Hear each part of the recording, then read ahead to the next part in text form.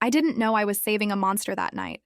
I just saw a man bleeding out on my emergency room floor, his dark eyes locked on mine like I was the last thing worth living for.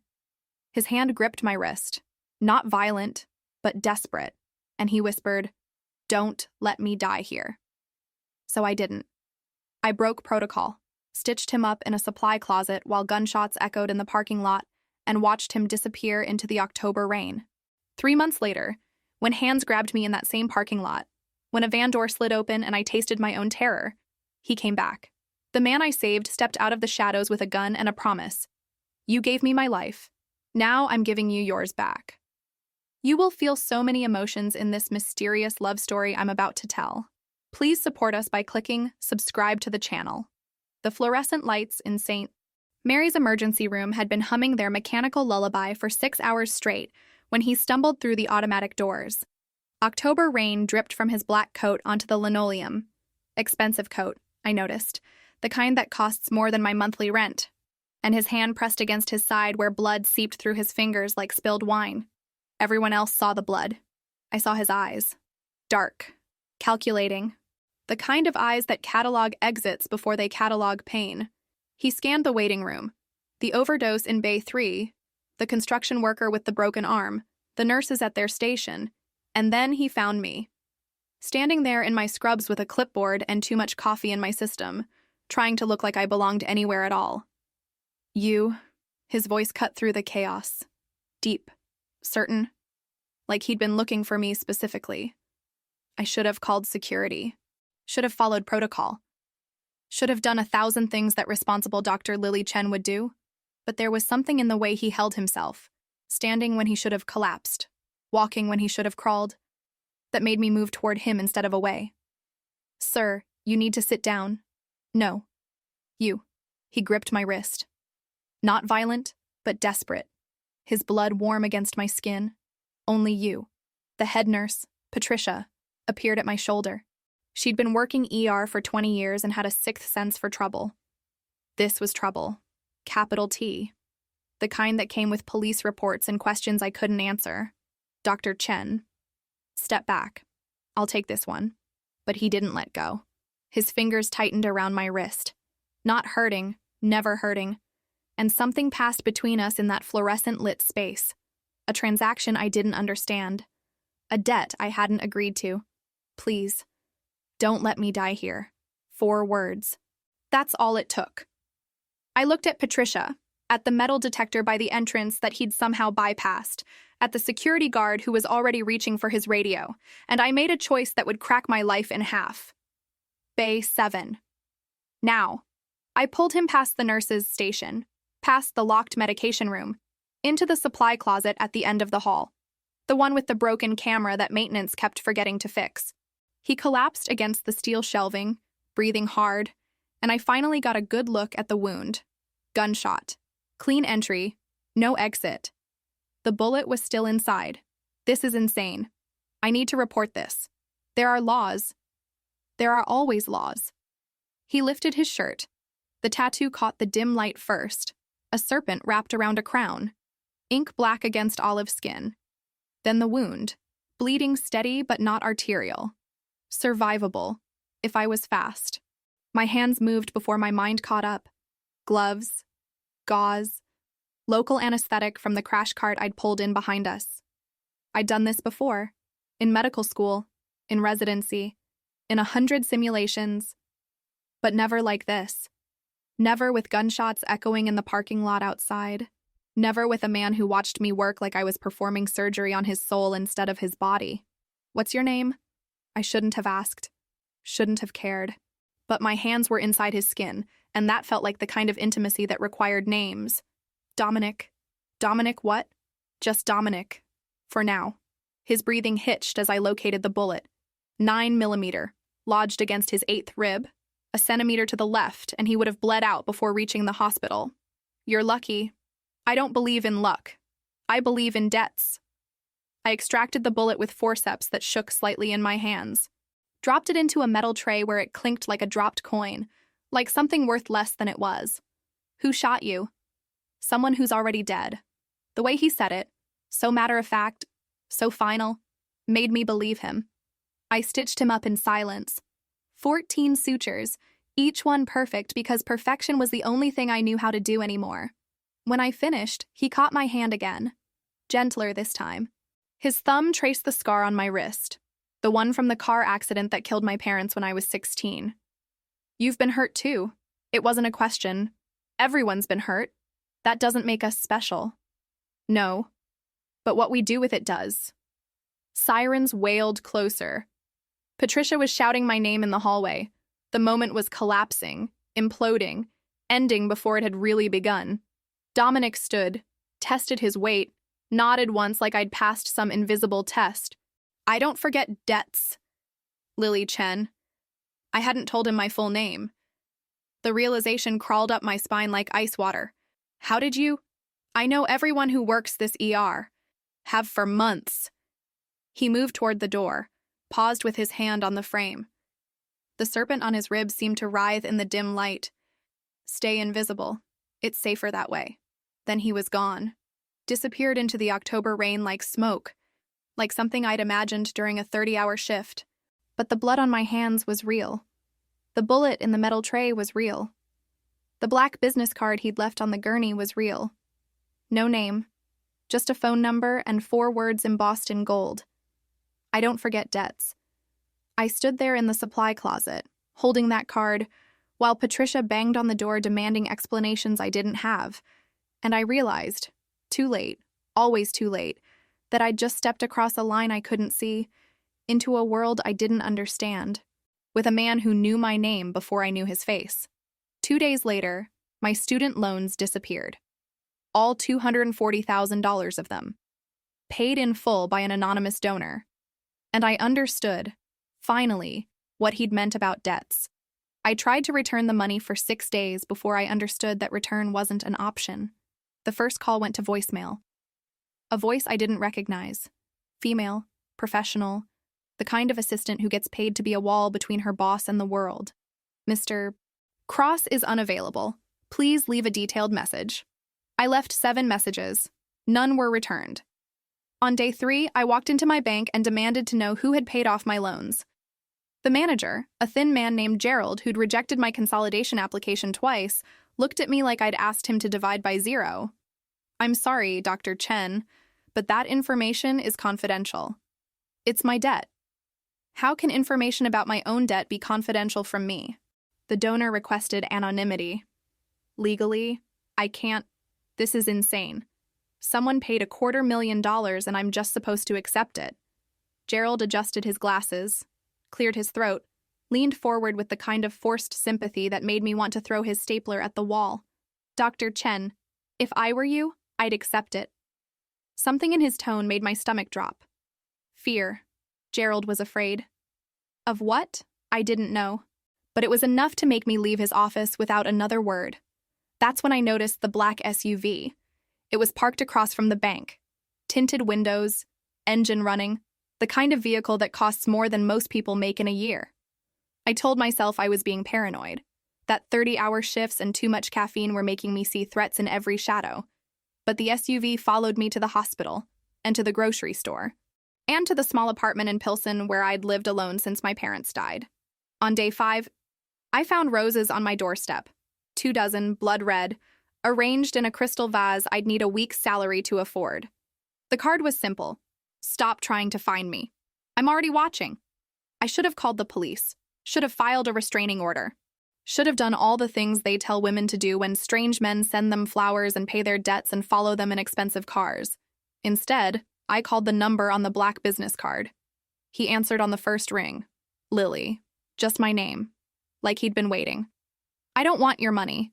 I don't want your protection. I don't want whatever this is. What you want and what you need are rarely the same thing. His voice was different on the phone. Smoother. More dangerous. Like whiskey that burns going down. You don't get to decide what I need. Someone already did. I'm just responding to the situation.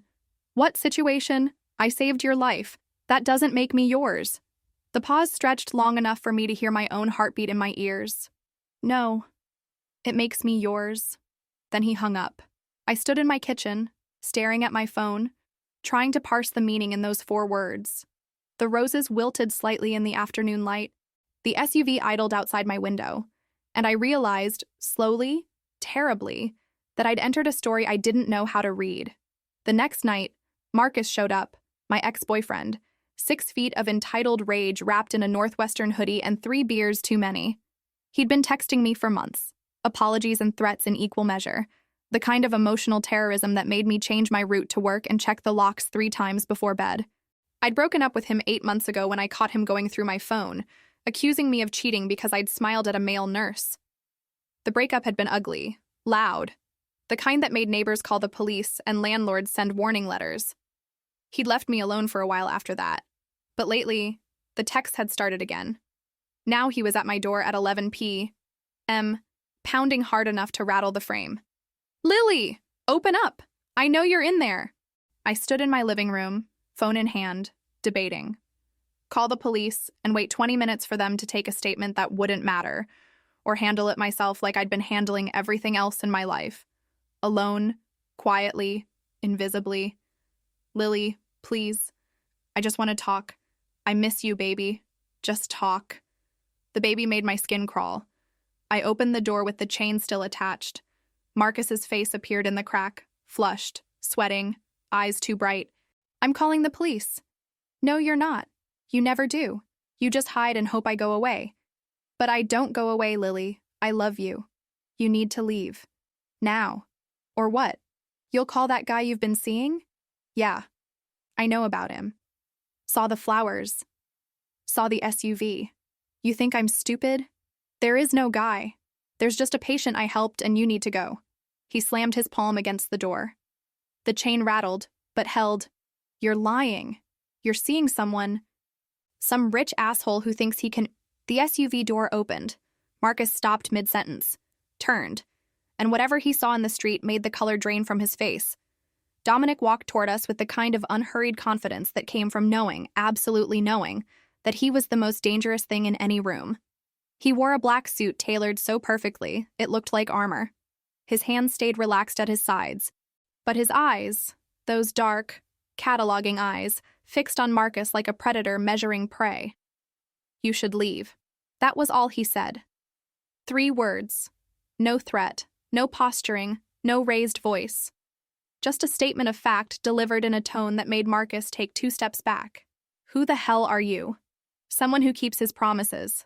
Dominic stopped 5 feet away. Close enough to matter, far enough to give Marcus the illusion of choice.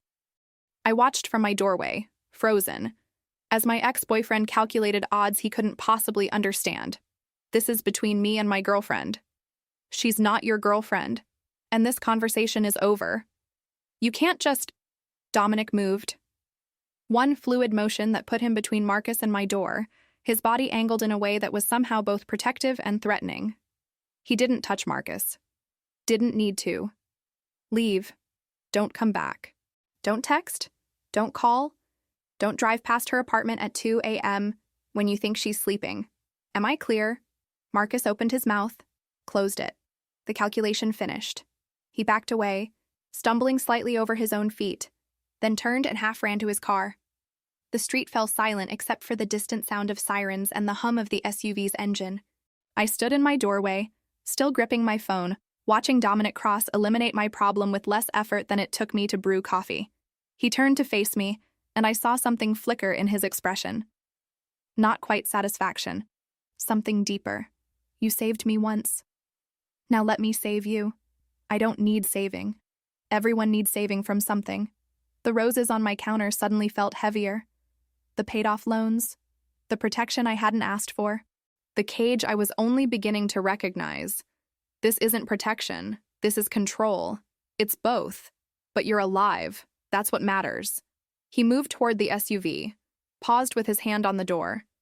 "Dinner, tomorrow night, 7 o'clock, a restaurant of your choosing. We talk.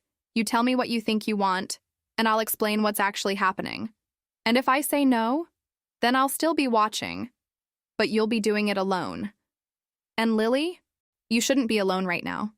The way he said my name, soft, certain, like he'd been saying it his whole life, made something inside me crack. "Why? Why do you care? Because you didn't have to save me. You could have called security, followed protocol, protected yourself. But you didn't. You saw someone bleeding, and you helped. That means something. It means I'm a doctor. That's my job. No, your job is medicine. This was mercy. There's a difference. He climbed into the SUV and the door closed with an expensive sound. Solid and final, irrevocable. I went inside, locked the door, stared at the roses until they blurred. The next afternoon, I agreed to dinner. Texted the address of a small Italian place in Little Italy where I knew the owner and felt safe. Told myself I was just being polite. That one meal wouldn't hurt. That I needed answers more than I needed pride. At 7 o'clock, I sat across from Dominic Cross in a red leather booth, while candlelight made shadows dance across his face. We talked about nothing. Weather, Chicago, the impossible task of finding good Thai food on the North Side. His smile was careful, practiced, the kind politicians use when they're lying. The waiter brought wine I didn't order. Dominic poured, "You're scared of me." It wasn't a question. I don't know you well enough to be scared. That's the smartest thing you've said all night. He raised his glass. I raised mine. We drank. That's when the other waiter appeared. Different uniform. Wrong restaurant. He moved past our booth, dropped a folded napkin by my plate, kept walking. I opened it with shaking hands. 4 words, written in shaky capitals. You were chosen as a message. The napkin burned in my hand like a live coal. Dominic's expression didn't change. He set down his wine glass with mathematical precision, folded his napkin beside his plate, and stood in one fluid motion that somehow contained more violence than any punch I'd ever witnessed. Stay here. What? No, I'm not. His hand touched my shoulder. Gentle. The kind of gentle that's more terrifying than force because it suggests reserves of control I couldn't begin to measure. Lily. Stay. Here. He walked toward the kitchen where the fake waiter had disappeared. The restaurant continued its normal rhythm. Couples laughing, forks scraping plates, the sommelier making recommendations in practiced Italian. But I saw what others didn't. The way the hostess's smile froze. The way the real waiters stepped aside like water parting for a ship. 5 minutes passed, long enough for me to count my heartbeats, long enough to consider running. Then Dominic returned, straightening his cuffs, not a hair out of place. He sat down, poured more wine like we'd been discussing the weather. The situation is contained. What does that mean? Who was that? Why would someone? Because you're with me. And in my world, that makes you a piece on the board. The word world hung between us like a door I could still choose not to open. I don't want to be on any board. Too late. You stepped onto it the night you saved my life. He leaned forward, and I saw something crack in his carefully constructed facade. Something raw. I didn't choose this for you. I would never choose this for someone like you. But it's happening, and you have 2 options. Let me protect you, or become a casualty of a war you don't understand. There's always a third option. Not this time. The drive to wherever we were going took 40 minutes. The SUV's windows were tinted dark enough that Chicago became a blur of lights and shadows. Dominic made 3 phone calls in a language I didn't recognize. Russian, maybe, or something Slavic. His voice dropping into registers that made my survival instincts scream. We stopped in front of a building I'd driven past 1,000 times. The Metropolitan Club. Old Chicago money. The kind of place where judges and politicians had lunch and secrets died in oak-paneled rooms. Except it wasn't that. Not really. Dominic led me past the main entrance, through a service door, downstairs that smelled like cigarettes and old concrete. Each step took us deeper into a version of the city I'd never seen. The one that existed beneath the architecture and traffic in ordinary lives. The one that ran on different rules. The basement opened into something impossible. A private club that shouldn't exist. Couldn't exist. Did exist. Leather couches. Crystal chandeliers. Men in suits that cost more than my medical degree. Drinking scotch and discussing things in careful euphemisms. Everyone looked up when we entered. And in their faces, I saw what I'd been too naive to understand. Dominic wasn't just powerful. He was the power. Gentlemen, this is Dr. Lily Chen. She's under my protection. Anyone who forgets that won't live long enough to apologize. His introduction was casual, conversational. But I felt the weight of it settle over the room like snow. A man with silver hair and a scar bisecting his left eyebrow approached. His smile was all teeth and no warmth. Cross. Bringing civilians to the vault? That's not protocol. The protocol changed when someone sent her a threat in my presence. Ah, the message. Creative. I'll give them that. Victor. Don't. The silver-haired man, Victor, raised his hands in mock surrender. But his eyes never left me, cataloging, assessing, measuring my worth in currencies I didn't understand. She's pretty. I can see why you'd break rules. Dominic moved between us so fast I barely saw it. One moment Victor was smiling. The next, Dominic's hand was wrapped around his throat, pressing him against the mahogany bar with the kind of controlled force that promised worse things if challenged. She's not a decoration. She's a doctor who saved my life. Show respect or show yourself out. Permanently. Victor nodded, or tried to, with Dominic's hand on his windpipe. The room had gone silent. Even the bartender stopped polishing glasses. Dominic released him, straightened his jacket, turned to me with an expression that was somehow both apologetic and unapologetic. Come, I'll show you why you matter. He led me through the club to a private room in the back. Inside, 3 men sat around a table covered in photographs. Crime scene photos, surveillance images, documents marked with official stamps I recognized from medical examiner reports. One of the men stood, younger than the others, mid-30s, maybe. Dark hair, darker eyes, a face that would have been handsome if it wasn't so hard. Boss, we found the leak. Show her? The man hesitated, looking at me like I was a grenade with the pin pulled. She's not cleared for... I'm clearing her. Now. He spread photographs across the table. My stomach turned.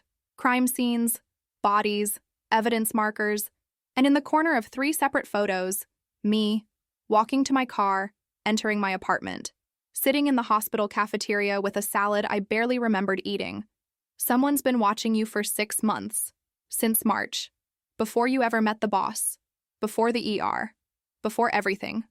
My hands found the edge of the table, held on. Why?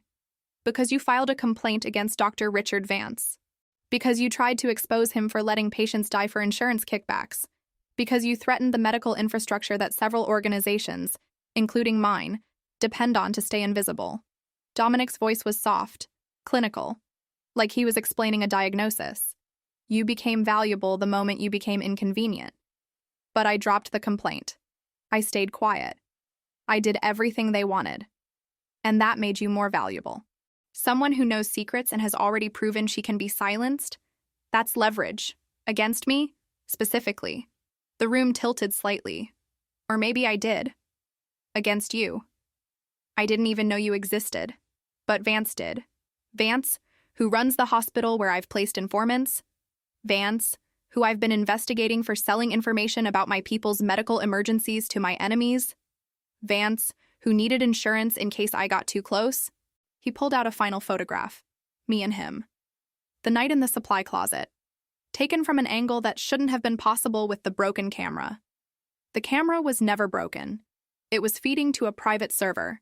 Vance has been building a file on me for 2 years. The night you saved me, that was supposed to be your audition. Proof that you could be manipulated into helping when needed. I sat down before my legs gave out.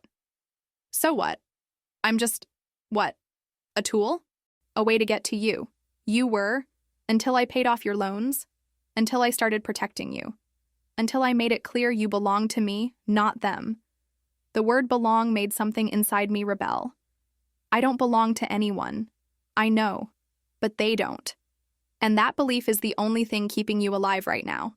He knelt in front of my chair, his eyes level with mine. And for the first time, I saw past the monster, past the power, past the careful control. I saw exhaustion, the kind that comes from holding up a world that wants to collapse. My older brother Michael was killed in a hospital 3 years ago. Routine surgery. He went in for appendicitis and never came out. The doctor was paid $50,000 to let him bleed internally. Michael died because I wasn't powerful enough to protect him, because I didn't see the threat until it was too late. His voice cracked on the word late. Since then, I've kept files on every ER doctor in Chicago. Background checks, financial records, weaknesses. I was at St. Mary's that night because I was following a lead on Vance. Getting shot was an accident. But you?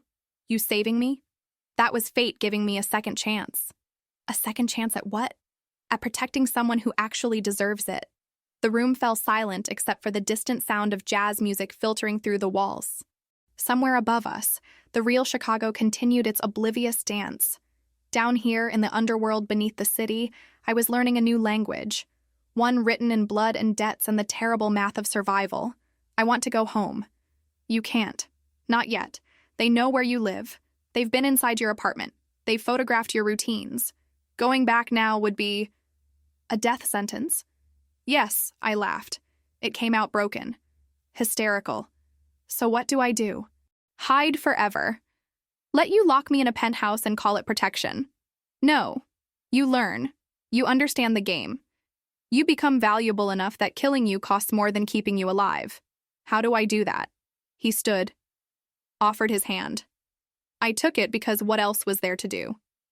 By being exactly who you are. A doctor who saves lives, even when she shouldn't. Even when it's dangerous. Even when it changes everything. We left the vault as dawn painted Chicago's skyline in shades of amber and rust. The SUV drove us to a penthouse overlooking the lake. His, I assumed, though he didn't say. Just keyed in a code and held the door open like we were entering something holy. Inside, floor-to-ceiling windows framed the city like a painting. Modern furniture. Abstract art. The kind of wealth that whispered instead of shouted. The guest room is there. Bathroom stocked. You'll find clothes in your size in the closet. How did you? I told you. I've been watching for months. I know your size, your coffee order, the fact that you sleep on the left side of the bed and check the locks 3 times before going to sleep. I know you, Lily Chen. Better than you might want me to. It should have been terrifying. Instead, it felt like being seen for the first time in years. I walked to the window. Chicago spread below us like a circuit board of light and possibility and danger. What happens now? Now you rest. Tomorrow, we figure out who sent that message, and why they chose tonight to make their move. And after that, he stood beside me, close enough that I could feel his body heat, far enough that I still had the illusion of choice. After that, we changed the rules of the game. I went to the guest room, locked the door, sat on the edge of a bed that probably cost more than my car, and I tried to process everything, the threats, the surveillance, the impossible man who'd turned my life into something out of a crime novel. Sleep came eventually, restless, fractured. I woke to my phone buzzing on the nightstand, an unknown number. Against every instinct, I answered. Static. Then breathing. Then a voice I didn't recognize. Mechanical. Distorted through some kind of filter. Dr. Chen. Look under the pillow. I lifted the pillow with shaking hands. A photograph. Me. Sleeping. In this bed. In this room. Taken sometime in the last few hours while Dominic Cross's protection was supposed to keep me safe. And written on the back in the same shaky capitals, "He can't save you. No one can." I didn't scream when I found the photograph. That should have told me something about how much I'd already changed. A week ago, I would have called the police.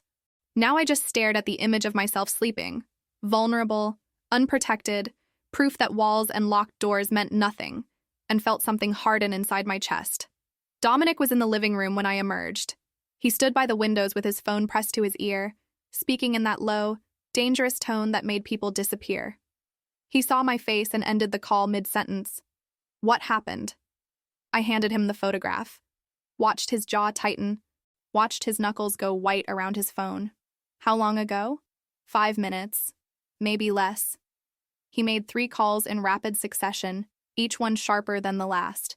I caught fragments, perimeter breach, inside job, find them, and understood that whatever protection he'd promised, it had just been violated in the worst possible way.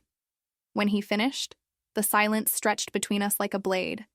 They were inside my home, while you slept 10 feet away. While I promised you were safe, his voice cracked on the word safe, not with fear, with fury directed entirely at himself. This isn't your fault. Yes, it is.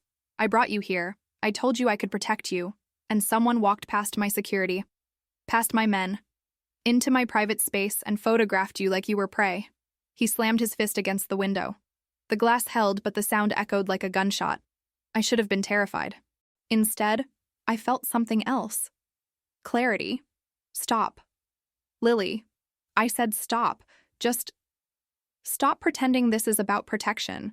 Stop pretending you're some white knight who's going to save me. You're a criminal, Dominic. You run an organization that hurts people. And now I'm caught in the crossfire of whatever war you're fighting. The words came out harder than I intended, sharper. But I was tired of being handled like porcelain, tired of having decisions made for me, tired of being saved when what I really needed was the truth. He turned from the window, faced me fully, and I saw the mask drop completely. You're right. I'm not a good man. I've done things that would make you stop looking at me the way you do. I've hurt people, killed people, built an empire on violence and fear and the exploitation of human weakness. He moved closer, not threatening, just present. But that doesn't change the fact that someone is using you to get to me. It doesn't change the fact that without my protection, flawed as it is, you'd already be dead. It doesn't change the fact that I owe you my life and I don't know how else to repay that debt except by keeping you alive. I don't want your debt. I want my life back. That life ended the night you saved me. I'm sorry.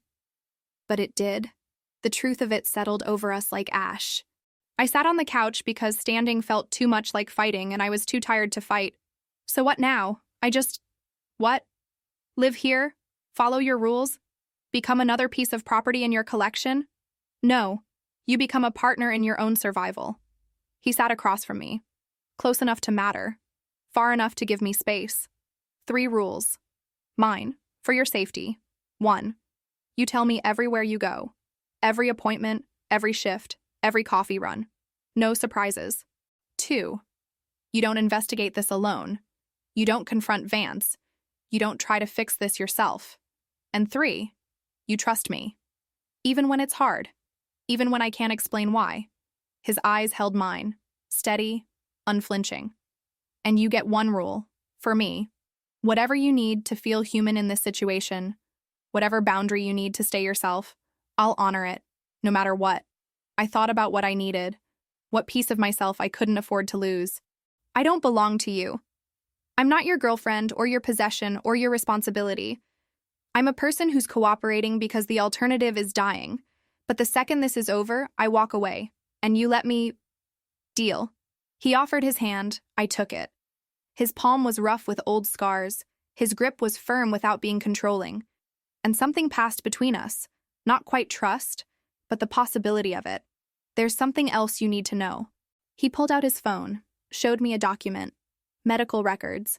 Dr. Richard Vance's signature at the bottom. This is the report from my brother's surgery. The one where he died. Vance was the attending physician. He was also the one who approved your hiring at St. Mary's 3 years ago. You were never random, Lily. You were always part of a longer game. My stomach dropped. He hired me because you were vulnerable. A young doctor with student debt and no family. Someone he could control. Someone who'd already proven she'd stay quiet when threatened. I thought about the interview. How easy it had been. How Vance had smiled and said I reminded him of his daughter. How he'd made me feel chosen. It had all been a lie. I need air. You can't leave. Then open a window because I'm suffocating. He did. Let the October wind sweep through the penthouse, carrying the smell of the lake and coming winter. I stood in front of it, letting the cold sting my face, feeling something inside me shift and crack and reform into something harder. I'm tired of being afraid. Tired of running. Tired of letting powerful men decide what happens to my life. Dominic appeared beside me, handed me a glass of water I didn't remember him getting. Then don't. Be afraid if you need to. But don't let fear make your decisions. What would you do? If you were me? I'd burn down everything that threatened me and build something new from the ashes. But I'm not you.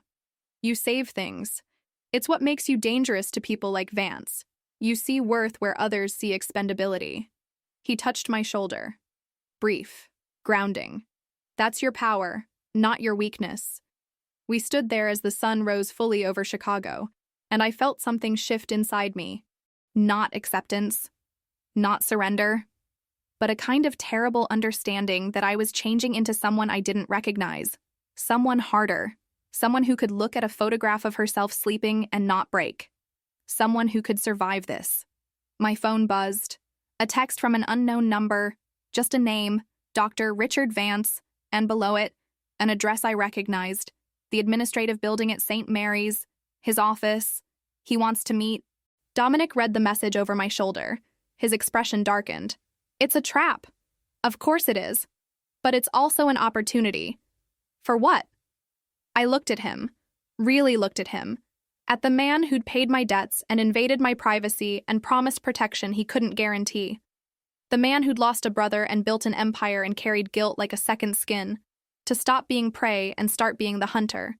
The antiseptic smell hit me first. Sharp. Clinical. Exactly like the night everything broke. 3 years ago. I was 24. Still believed medicine meant saving people, not protecting institutions. Dominic's hand pressed against my lower back as we moved through St. Mary's service entrance. The touch was gentle but possessive, and I couldn't decide which bothered me more, that he did it or that I needed it. You don't have to do this. Yes, I do. Because I remembered now, David Morrison, 47, insurance dispute. Vance had ordered early discharge. I'd protested, filed a complaint. David died 4 days later, alone, and Vance made sure I understood. Speak up again, lose everything. So I became invisible, tried to save everyone else to make up for the one I couldn't save. Outside Vance's office, Dominic stopped me. His hands cupped my face with impossible gentleness. Whatever happens, you don't carry it alone anymore. I nodded. Words felt impossible. Vance sat behind his desk like a king, silver hair perfect, expensive suit. The smile that once made me feel safe now looked predatory. Dr. Chen, I hoped you'd come alone. She's never alone anymore. Dominic's voice carried violence like a second language. Why did you hire me? The truth. Vance leaned back, steepled his fingers. Because you were perfect. Smart enough to be useful, vulnerable enough to control, and guilty enough to stay quiet. The words landed like punches. David Morrison died because I didn't fight harder. David Morrison had stage 4 pancreatic cancer, 3 weeks to live. The infection was irrelevant. But you didn't know that because you were too busy playing hero to read the full chart. The room spun. You're lying. Check the autopsy. Public record. You've carried guilt for an inevitable death. I just let you believe you could have prevented it. Guilt makes people compliant. Dominic moved beside me, anchoring me. Why did you need her specifically? Vance slid a folder across his desk.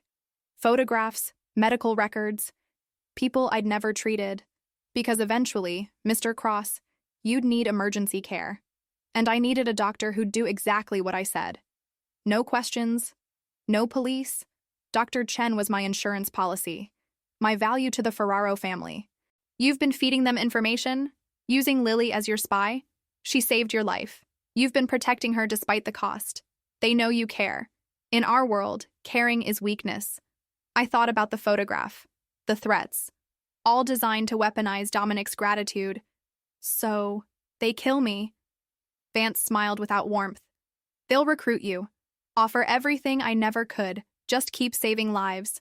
Report to them instead. And if I refuse, they kill everyone you care about until you don't refuse. Dominic's phone buzzed. His expression went blank. We need to leave. Now. What's wrong? They have a hostage. Nurse Patricia. My blood froze. Vance stood, straightened his tie. I saw the fear beneath his performance. He was trapped too. She's been asking questions about protocol violations. The Ferraros don't appreciate noise. I grabbed Dominic's arm. We have to help her. It's a trap. I don't care. She's there because of me. Because you saved my life. Don't take responsibility for this. But I already had. Vance handed me a flash drive. Everything I have on the Ferraros. Operations, contacts, names. Consider it my severance. I'm done being a pawn. Why give this to me? Because you actually care about saving people. I used to care too, before I learned that caring costs more than most can afford. He walked past us, paused. David Morrison's daughter sent a letter thanking you for fighting for her father. For seeing him as human, I intercepted it. It's in the folder. Thought you should know. Then he was gone. Dominic pulled me into the hallway. We go in smart, prepared, not alone. How long do we have? He checked his phone. His jaw tightened. They sent video. Patricia tied to a chair. Message says, bring Dr. Chen or they start removing fingers. My hands shook. I forced them still. Then let's go get her. Lily, you said I get one rule, that you'd honor whatever boundary I needed. Here it is. We don't leave people behind. Not anymore.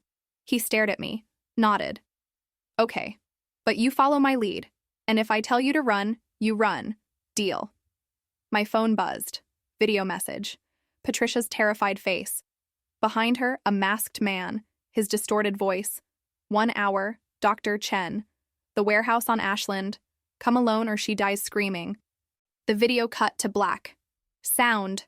Patricia screaming. A thud. Silence. When it resumed, one of her fingers lay on the floor. They weren't bluffing. The warehouse on Ashland looked abandoned. Broken windows. Rusted metal. The kind of place where Chicago hides its violence. Dominic stopped 3 blocks away. 4 calls. 2 minutes. His voice getting sharper with each one. He pulled a gun from beneath his seat, checked the magazine with practiced efficiency that made my stomach turn. This was the real him, not the man who touched my face gently, but the one who solved problems with bullets. You stay in the car. No. They asked for me. If I don't show, Patricia dies. His jaw clenched. The gun hung between us like everything unspoken. If something happens to you, then you failed your debt. But Patricia didn't ask for this. She was just doing her job. He stared at me, then handed me a second gun. Safety's here, point and squeeze. Don't think, just act. The metal felt like holding death itself. You will if you have to. Survival doesn't ask permission. Inside, Patricia sat tied to a chair, bleeding but defiant. When she saw me, she shook her head. Warning, too late. Lights exploded, blinding. When my vision cleared, 12 armed men surrounded us, and in the center, removing his mask, Marcus. Surprise, baby. His smile was all rage and cocaine confidence. Dominic emerged from shadows, gun raised. Let them go. No. This is between me and her. Marcus showed his phone. Surveillance footage, me and Dominic at the restaurant, the penthouse, everywhere, every private moment captured. The Ferraros paid $50,000 for this, proof you have a weakness. He pressed his gun to Patricia's head. Here's the deal. Dr. Chen testifies you forced her to help you. She turns state's evidence, destroys your reputation. And if I refuse, Patricia dies. This footage goes public. Everyone knows you're his property. I thought about the gun at my waist, about Dominic's words. Don't think, just act. I'll do it. I'll testify. Just let Patricia go. Lily, no. It's okay. I should never have saved you. Should have followed protocol. Each word felt like cutting off pieces of myself. But Marcus believed it. Men like him always underestimated women like me. Smart girl. You know when you're beaten? He lowered the gun from Patricia's head, turned to gesture at his men. I moved, drew the gun, aimed, squeezed. The shot went wide, but it didn't need to hit, just needed to distract. Dominic moved like violence set to music. 3 shots, 3 men down. His people poured through doors, efficient, surgical, overwhelming. Marcus grabbed me, arm around my throat, gun to my temple. Nobody move. Every weapon trained on him. None could fire without risking me. Let her go. Take me instead. She's worth millions. Fed testimony. Proof you're compromised. Patricia moved. Still tied, she threw her weight sideways. The chair hit Marcus's legs. His grip loosened. I dropped, rolled, covered my head. Gunshots. Deafening. When silence returned, Marcus lay bleeding from both shoulders. Disarmed. Patricia sat in her tipped chair, cradling her ruined hand. That's for making me miss my daughter's recital. Dominic cut her free, called for medical. Turned to me with eyes I couldn't read. You could have been killed. But I wasn't. His hands found my shoulders, steadying both of us. You saved all of us. I just refused to let anyone else die because of me. Police arrived. Real ones. Dominic's lawyers materialized like magic. Evidence presented, Marcus's phone, surveillance footage, Ferraro involvement. By dawn, the narrative was clean.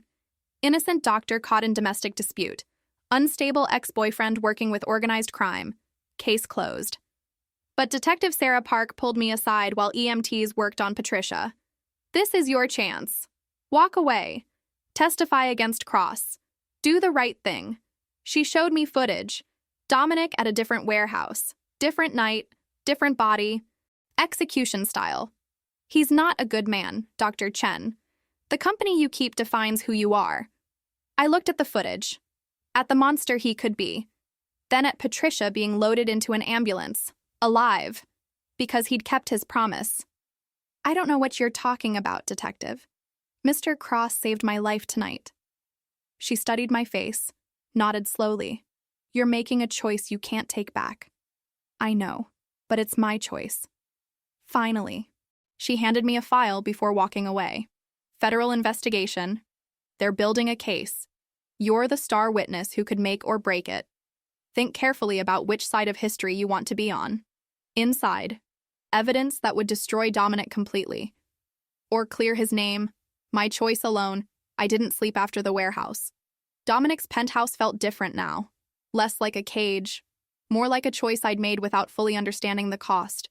The federal file sat on the coffee table where I'd left it at 3 a.m. Its manila cover innocent-looking for something that contained the power to destroy a man's entire world. Outside, Chicago woke up. Commuters. Coffee shops. People living ordinary lives where the hardest decision was whether to take the red line or drive. I envied them with an intensity that felt like grief. Dominic found me at the window as sunrise painted the lake in shades of copper and gold. You haven't opened it. Not a question. He'd been watching me watch the file for hours. I don't need to. I already know what's inside. Do you? He moved beside me, close enough that I could smell his cologne. Something expensive and cedar dark that shouldn't have been comforting but was evidence. Testimonies. Probably photographs of things you've done. Things you can't undo or explain away. The detective wants me to believe you're a monster. And maybe you are. But you're a monster who kept his promise to a nurse he didn't owe anything to. I owe everyone everything. That's the problem with debts, Lily. They multiply when you're not looking. His voice carried exhaustion I'd never heard before. Like he'd been holding up the world and his arms were finally giving out. What happens if I testify? I go to prison. My organization fractures. The Ferraros move in. People die. Probably hundreds. In the power vacuum. And you? You get witness protection, a new name, a new life, everything you wanted before I bled all over your emergency room floor. And if I don't, then you become complicit in everything I am. Every choice I make. Every body. Every compromise. You stop being the doctor who saves lives and become the woman who protects the man who ends them. The truth of it settled between us like ash. Why did you really pay my loans? The truth this time. He was quiet for so long I thought he wouldn't answer. Then, because I saw the way you looked at that debt, like it was a rope around your neck, like you'd spend your whole life trying to breathe through it. My brother died because of money, because someone valued $50,000 over his life. I couldn't save him, but I could cut your rope. Something cracked in my chest. That's not protection, that's penance. Maybe. Does it matter? Yes, because I need to know if you actually care about me, or if I'm just another way to punish yourself for not saving Michael. The question hung between us like a blade. I don't know how to separate those things anymore. Caring and guilt, protection and control. I look at you, and I see someone worth saving. But I also see my brother in that hospital bed. I see every person I couldn't protect. Every debt I can never repay. He turned to face me fully. But if you're asking if I'd burn my empire down to keep you safe? Yes, without hesitation. That's either love or madness. I honestly can't tell the difference. My phone buzzed. Detective Park. A text with an address and 4 words. Come alone. Time's running out. They want to meet. Dominic read the message over my shoulder. It's a play. They'll pressure you to decide. Offer protection, immunity, whatever they think you need to hear. Maybe I should go. Why? Because I need to understand what I'm choosing, who I'm becoming. I can't do that from inside your world. I need perspective. Perspective is just another word for distance, and distance gets people killed. Then come with me, but stay outside. Let me do this alone. His jaw worked. Every instinct he had was probably screaming to lock me in the penthouse and make the decision for me. But he'd promised me autonomy. One rule, mine, okay, but you wear a wire. You take a phone with GPS, and if anything feels wrong, you run, not walk, run. 2 hours later, I sat across from Detective Park in a coffee shop in Hyde Park, neutral territory, public, the kind of place where violence would draw attention. She ordered for both of us, black coffee, nothing else. Like we were there for business, not comfort. You know what's in that file. I haven't opened it. But you know, you're smart enough to imagine. Money laundering, racketeering, 3 murders we can prove, 7 more we suspect, witness intimidation, and that's just what we have evidence for. She slid photos across the table, crime scenes, bodies, faces I didn't recognize but suffering I understood. These people had families, jobs, lives that mattered, and Dominic Cross took those lives because they threatened his empire or refused to cooperate or were simply in the wrong place at the wrong time. I know what he is. Do you? Or do you just know what he's shown you, the gentle touches, the protection, the version of himself he performs when you're watching? The question landed harder than it should have. What do you want from me? Testimony. On record, about the night you treated him, about what you've witnessed since, about the organization he runs and the crimes you've seen. I've seen him save a woman he didn't owe anything to. I've seen him keep promises when breaking them would have been easier. I've seen him carry guilt for his brother like a second spine. And that makes the murders okay? That makes him redeemable? No. But it makes him human. Complicated. Not the simple monster you want him to be. Park leaned forward. I had a sister, younger. She worked as a waitress at a restaurant the Ferraros used for meetings. One night she saw something she shouldn't have. Overheard a conversation. 3 days later, she was dead. Car accident, they said. But her brakes had been cut. Her voice cracked on the word cut. So when you tell me about Dominic Cross's humanity, about his guilt and his promises, I think about my sister. About how someone like him creates the world where people like her die for existing in the wrong place at the wrong time. I'm sorry. I'm so sorry that happened to your sister. Sorry doesn't bring her back. But testimony might prevent the next one. She pushed a document across the table. Official, legal. A witness statement waiting for my signature. You have 24 hours. After that, we move forward without you. And whatever protection you think Cross can offer disappears the moment federal marshals come through his door. I stared at the document, at the empty line where my signature would either destroy Dominic or condemn me. Why me? You have other witnesses, other evidence. Because you're the one person he actually cares about. Your testimony isn't just evidence, it's betrayal. And juries convict on betrayal faster than they convict on facts. She stood, left cash for the coffee. 24 hours. Dr. Chen, choose carefully, because whichever choice you make, you'll carry it forever. I sat in that coffee shop for an hour after she left, watching people order lattes and work on laptops and live lives uncomplicated by federal investigations and moral impossibilities. When I finally left, Dominic was waiting outside. He didn't ask what happened, just opened the SUV door and let me sit in silence for the drive back. At the penthouse, I finally opened the federal file. Evidence, testimonies, photographs worse than I'd imagined, and buried in the middle, something that made my blood freeze. A hospital record. St. Mary's. 3 years ago. Michael Cross. Post-surgical care. Attending physician. Dr. Richard Vance. Supervising resident. Dr. Lily Chen. I'd been there. The night Michael died. I'd been the resident who'd checked his vitals, who'd noted the internal bleeding, who'd reported it to Vance, who'd been told to wait, that surgery would happen in the morning, that it wasn't urgent.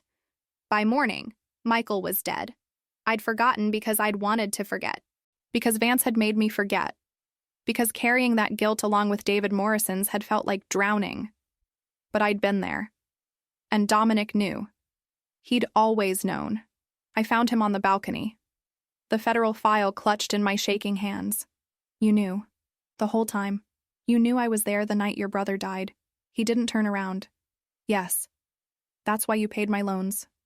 Why you protected me. Not because I saved your life, because I failed to save his. No. I protected you because Vance used you the same way he used Michael, as a tool, as something expendable. You're lying. You've been lying this whole time. I'm not the doctor who saved you. I'm the doctor who killed your brother. He finally turned, and I saw something in his face I'd never seen before. Raw, terrible truth. You were a resident following orders. Vance made the call. Vance took the money. Vance let him die. But yes, when I started investigating Vance, I found your name in the records. And yes, that's when I started watching you. The betrayal felt like drowning. So what am I? Your revenge, your penance, your way of making sense of losing him? At first? Maybe. But then I saw you. Really saw you. The way you fought for patience. The way you carried guilt that wasn't yours. The way you saved me even when it was dangerous. You stopped being about Michael and started being about you. I don't believe you. I know. But it's true. My phone buzzed. A video message. Unknown number. I opened it. Detective Park, tied to a chair, blood streaming from her temple, and behind her a voice I recognized. Victor from the vault. Dr. Chen, you have something we want. The federal file. And cross. Bring both to the following address in 1 hour, or the good detective learns what happens when people investigate the wrong organization. The video cut to black. Then text appeared. TikTok, doctor, choose wisely. The address led to Navy Pier, Tourist Central, witnesses everywhere, the last place anyone would expect an exchange, which made it the perfect place. Dominic drove in silence. The federal file sat between us like a third passenger. Like everything we'd been avoiding saying compressed into manila and ink. You don't have to do this. His first words in 20 minutes. Yes, I do. She came after you because of me. Because I wouldn't cooperate. She came after me because it's her job. Because I've earned federal attention 1,000 times over. And I can end it. Right now. I give them the file. I testify. You go to prison. Victor backs off. Detective Park lives. Everyone gets what they want except us. He pulled into a parking structure 3 blocks from the pier. Cut the engine. Finally looked at me. Is that what you want? For this to be over? The question contained multitudes. I want to stop making choices where someone dies no matter what I do. I want to go back to being a doctor who saves lives instead of a woman who weighs them. I want... My voice cracked. The exhaustion of the last week finally catching up. I want to not love you. It would be so much easier if I didn't love you. The confession hung between us, raw, unplanned. Dominic's hand found mine. His thumb traced the scar on my wrist, the one from the accident that killed my parents, the one he'd noticed that first night in the supply closet. I know. I wish I'd never bled on your floor, never made you complicit in my world, never turned you into someone who has to make choices like this. But you did. And I am. And we're here. So what do we do? For the first time since I'd met him, Dominic Cross looked lost. Not the powerful man who commanded rooms. Not the monster who solved problems with bullets. Just a man who'd lost his brother and found someone else worth protecting and didn't know how to do both. I picked up the federal file. We end it, all of it. No more debts. No more guilt. No more trading lives like currency. Lily, I'm going to give them what they want. But not the way they expect. The pier was crowded, families, tourists, street performers juggling fire. Victor had chosen well. Public enough that Dominic couldn't bring an army. Crowded enough that one detective could disappear in the chaos. I found him near the Ferris wheel. Detective Park sat in a wheelchair, conscious but clearly drugged. Victor's hand rested on her shoulder, proprietary, threatening. Dr. Chen, punctual. I appreciate that. Let her go. I brought what you wanted. I held up the file. Victor's eyes gleamed. And Cross? Waiting, like I told him to. It was almost true. Dominic was 300 yards away with a sniper rifle and a phone connection to my hidden earpiece. His voice had been a steady whisper the entire walk. I'm here. You're not alone. Say the word, and I end this. But I couldn't say the word, because ending it, Victor's way meant Detective Park died. And ending it, Dominic's way meant I became exactly what Park accused me of being, someone who chose the monster over justice. So I'd found a third option. The file is incomplete. You know that, right? Victor's smile faltered. What? It's federal evidence, chain of custody. They don't keep everything in one place. This is just the copy, the summary, the real evidence. That's in a federal database I can access from any computer. I pulled out my phone, opened a browser, let him see the login screen for the federal evidence portal, the one Detective Park had shown me, the one her password was still cached in. So here's the deal. You let Detective Park go. You leave Dominic alone. You stop using civilians as leverage. And I'll delete every piece of evidence the feds have on the Ferraro family. Not just about Dominic. About all of it. Victor laughed. Sharp. Disbelieving. You'd destroy federal evidence? You'd obstruct justice? You're a doctor, not a criminal. I'm whatever I need to be to stop people from dying because powerful men can't solve their own problems. The laughter died. You're bluffing. Try me. I pulled up a file. Random. Not even related to Victor. Hit delete. Watched his face as the confirmation message appeared. Evidence deleted. This action cannot be undone. His hand tightened on Park's shoulder. She winced. Do that again and she dies. Then you get nothing. No file. No evidence. No leverage over Dominic. Just a dead detective and federal attention you definitely don't want. Standoff. The Ferris wheel rotated behind us. Children screamed with delight on the nearby rides. Somewhere, Chicago continued being oblivious to the negotiation happening in its tourist heart. Victor's phone rang. He answered. Listened. His face changed. When? How many? He ended the call, looked at me with something like respect. You clever little thing. You called the feds. They're raiding our operations right now. 6 locations simultaneously. Not me. But I'm guessing someone who knew where to send them. Dominic's voice in my ear. Vance. He flipped. Gave them everything. Victor released Park. Stepped back. This isn't over. Yes, it is. Because here's what's going to happen. You're going to disappear before the feds get here. I'm going to delete this evidence portal and claim I never had access. Detective Park is going to wake up with no memory of who took her. And Dominic Cross is going to retire from whatever business brought him into conflict with you. He'll never retire. Watch him. Victor studied me for a long moment, then nodded once and vanished into the crowd. I collapsed next to Park's wheelchair. Her eyes fluttered open. Did you just obstruct justice to save me? No. I bluffed about having access to delete evidence. But I did help coordinate federal raids that should keep Victor busy for a while. That's still, technically, illegal. Sue me. She laughed. It came out weak, but genuine. You're either very brave or very stupid. Both. Definitely both. Dominic appeared. Helped me to my feet. Checked Park's vitals with the efficiency of someone who'd done it before. Ambulance is 2 minutes out. You okay? Park nodded. Then grabbed his wrist. I don't know what she sees in you. But whatever it is, don't waste it. Don't make me regret not arresting you today. I'll try not to. At the hospital, I stood in the same emergency room where everything started. Different shift, different nurses, but the same fluorescent lights humming their mechanical lullaby. Dominic found me by the supply closet. It's done. Vance gave testimony to the feds in exchange for witness protection. Victor's organization is in chaos, and the evidence against me, most of it came from sources that are now discredited. So, you're free? As free as someone like me gets to be. He moved closer. His hand found mine. What you did today, bluffing Victor, coordinating with Vance, saving Park, that was the bravest thing I've ever seen. It was the only thing I could do. I'm tired of choosing between bad options, so I made a third one. And now I go back to being a doctor. Open that clinic in your old neighborhood like I planned. Save lives without complications. And us? The question I'd been avoiding, I don't know.